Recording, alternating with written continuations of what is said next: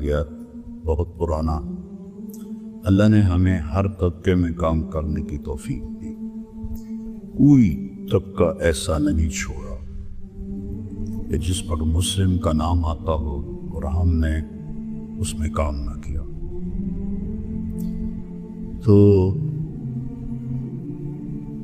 اس میں پہلوان بھی آتے ہیں، تو پہلوانوں میں بھی گت شروع کی ہے، ان کو شعبان میں جمع کیا چاکمان مسجد، تو کوئی 5-6 من دودھ ہم نے ان کے لیے کیا کیا، ہم نے تو بہت ہے لیکن وہ تھوڑا پڑ گیا، تو 3 دن کی جماعت تیار ہوئی۔ تو ایک پہلوان صاحب کو امیر صاحب نے کہا کہ پہلوان جی آپ نے عصر کے بعد آج اعلان کرنا ہے گشت کا، کہنا پڑھ دے آمدے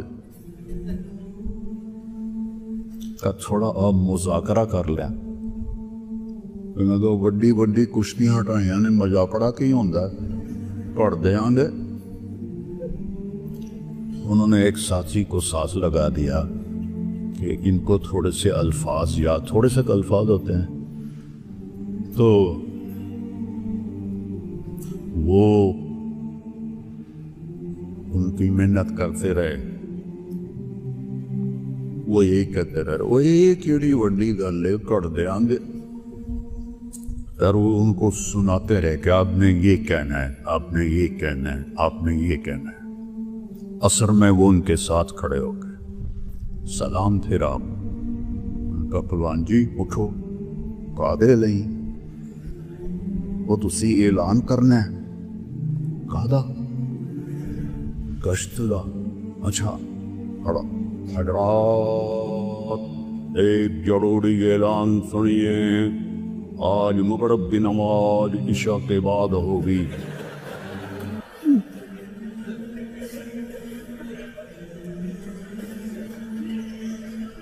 تو بیٹا ہم نے امت کا کوئی طبقہ نہیں چھوڑا، طوائفوں میں بھی گیا ہوں،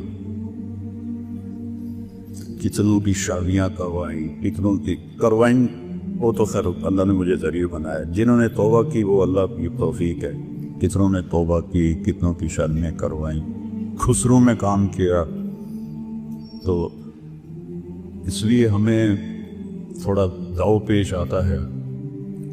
تو ہمیں بھی پتا تھا کہ مولانا ظاہر صاحب کسی کو اجازت نہیں دیتے، ہم نے مولانا ظاہر شاہ صاحب رحمہ اللہ جو میرے استاد تھے پرائیویٹ میں، ان سے بات کی کہ میں وہاں جانا چاہتا، تو کہا کہ وہ کسی کو اجازت نہیں دیتے۔ تو ہم 3 طالب علم تھے، دورے سے فارغ ہوئے، تو ہم کہا چلو یار کوئی تیار ہی نہ ہو، کسی کو شوق ہی نہیں تھا، میں چونکہ خارجی مطالعہ میرا بہت تھا شروع سے ہی، تو مجھے عالی صافل سند کا پتہ تھا، باقی کسی کو پتہ ہی نہیں تھا، چونکہ ہمارے ہاں دستور نہیں ہے اور ذوق بھی نہیں ہے طلبہ میں۔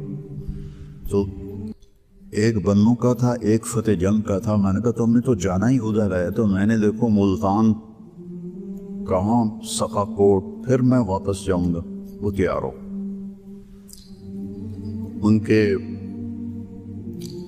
بیٹے تھے جو سقا کوٹ بازار میں کپڑے کی دکان کرتے تھے، ان کو جا کر ملے کہ ہم اس راویڑ میں پڑے ہیں، سہیوال میں دورہ کیا ہے، آپ ہمیں لے چلے، ہم نے اجازت لینی ہے۔ تو ہنس پڑے، کہنے لگے مولانا عبدالحق سے تو بڑے نہیں ہو نا؟ میں نے کہا جی ابھی تو ان کے فضائل آپ نے سنے، ہم کہا جی ہماری کیا اوقات، کہ ان کو اجازت نہیں دی تھی، مفتی تقی عثمانی کو اجازت نہیں دی تھی، تو تم کیا چیز ہو؟ میں نے کہا ہم ناچیز ہیں لیکن سانو کچھ تھوڑے تھوڑے دا پیچ ہم دیں۔ تو ہم ٹانگے پہ سوار ہوئے، 3 کلومیٹر تھا، ہم سیدھے پہلے مسجد گئے، 2 نفل پڑھے، پھر سورہ یاسین پڑھی، پھر دعا کرائی، ان سارے 2 نفل یاسین کا ثواب ان کو مل کیا، کہ یا اللہ اپنے بندے کا دل نرم کر دے۔ تو پہنچ گئے، ان کی کٹیا کی جھونپڑا سا تھا ایک، تو تھوڑی دیر کے بعد وہ تشریف لائے۔ تو جیسے مولی زاہد صاحب نے کہا نا کہ ان کو دیکھ کر ہی روب چھا، میں نے دو شخصیتوں سے مرعوب ہوا ان کی وجاہت سے۔ ایک دنیا کا نواب اکبر بگٹی، ایک میں اس کی وجاہت سے بہت مرعوب ہوا تھا، اور دینی شخصیتوں نے مولانا عزیر گل جیسی وجیح شخصیت میں نے نہیں دیکھی۔ نابینا ہوئے تھے، اتنا بڑا ڈنڈا تھا ان کے ہاتھ، 6.25 فٹ کا تھا، اتنا ہی بڑا ڈنڈا تھا۔ آگے بیٹھ گیا، ڈنڈا یہاں رکھ لیا۔ کون ہو؟ تو ہم نے کہا یہ ہم طلبہ ہیں، میرے پاس کیا لینے آئے ہو؟ کہ یہ ہم نے ابھی اس سال دورہ کیا ہے۔ اچھا، ہم نے بخاری شریف سانس لے گی،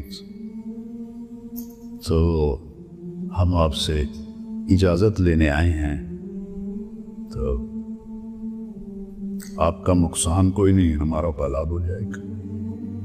وہ ایسے ہی پا ہو گئے، وہی جو سنا تھا، اتنا ناراض ہوئے۔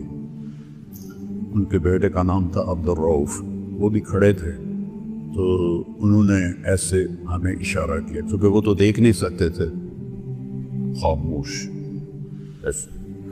خاموش۔ تو جو میرے دو ساتھی تھے وہ مجھے کہیں، تو ان کے منہ سے ایک جملہ نکلا، کہنے کہ میں تو عالم ہی نہیں ہوں، اور زبانی اجازت کا تو کوئی اقرار ہی نہیں ہوتا۔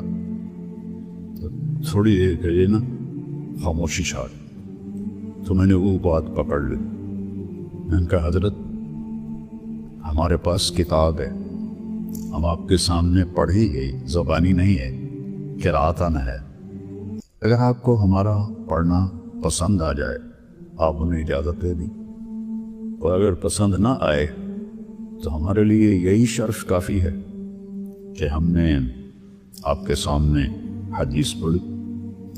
تو ان کا جو ڈنڈا تھا نا، یہاں انہوں نے یہاں سے ہٹایا اور یہاں رکھ لیا، اور گہری سوچ میں چلے گئے۔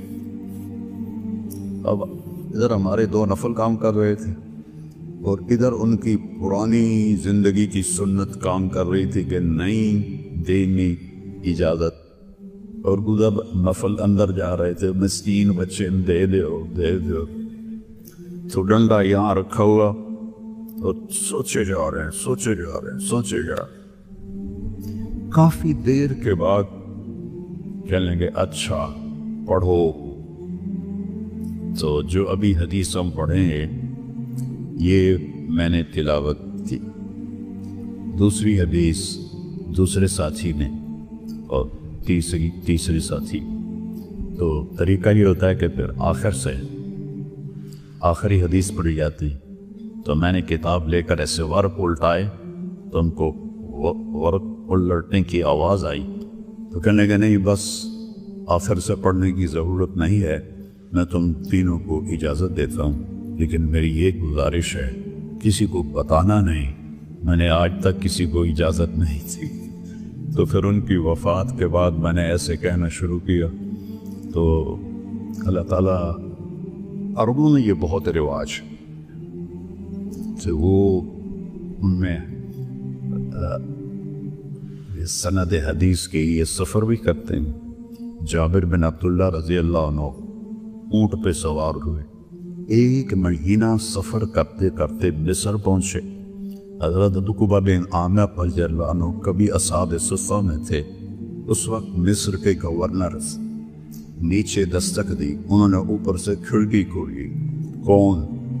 کہ میں جابر ہوں۔ کہ اوپر آ جاؤ۔ کہ نہیں، نہ تم نیچے آؤ نہ میں اوپر آتا ہوں، وہ حدیث سناؤ جو تم نے اللہ کے نبی سے براہ راست سنی ہے مسلمان کی سطر پوشی کے بارے میں۔ کہاں؟ قال النبی سمعت رسول اللہ صلی اللہ علیہ وسلم قال من ستر مسلما سترہ اللہ، کہ بس السلام علیکم۔ پھر 1 مہینہ پورا سفر واپس کیا ایک حدیث کی۔ آپ کے سامنے ہزاروں حدیثیں صحیح ستہ کی شکل میں پڑھی جائیں گی، تو ہم لوگ کتنے خوش قسمت ہیں کہ ہمیں اتنا اللہ نے موقع دے دیا۔ وہاں تو ایک حدیث کے لیے کتنے لمبے سفر کرنے پڑتے تھے۔